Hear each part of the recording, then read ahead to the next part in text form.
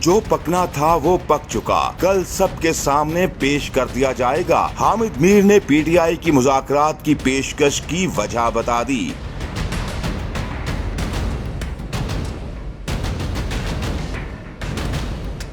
PTI की जानिब से हुकूमत को मुज़ाकरात की ऑफर के हवाले से सीनियर सहाफ़ी हामिद मीर का एक निजी चैनल के प्रोग्राम में गुफ्तगू करते हुए कहना था, कहीं ना कहीं कुछ न कुछ पक नहीं रहा बल्कि पक रहा था। अब वो पक कर तैयार हो चुका है और उसे कल हांडी से निकाल कर प्लेटों में सजा कर पेश कर दिया जाएगा। तो जो पकना था वो पक चुका। कि कुछ ना कुछ पक तो रहा था, पक नहीं रहा है, पक रहा था, वो पक के तैयार हो चुका है और शायद उसको कल हंडिया से निकाल कर प्लेटों में सजा के पेश कर दिया जाएगा।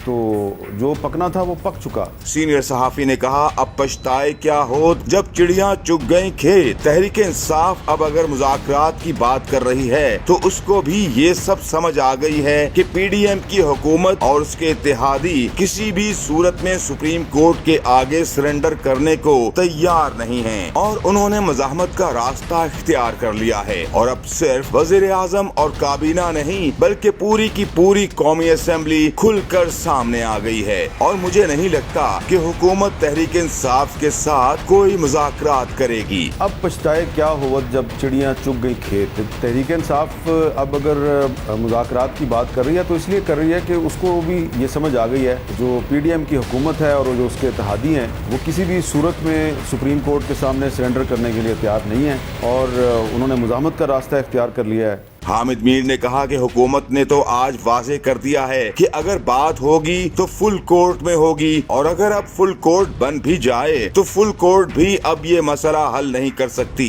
सीनियर सहाफी ने कहा कि अगर नेशनल सिक्योरिटी के इजलास से एक दिन पहले अली अमीन गंडापुर को गिरफ्तार कर लिया गया है तो तहरीक इंसाफ को समझ जाना चाहिए कि जो कुछ पक रहा था वो पक कर तैयार हो चुका है और कल सबके सामने पेश कर दिया जाएगा।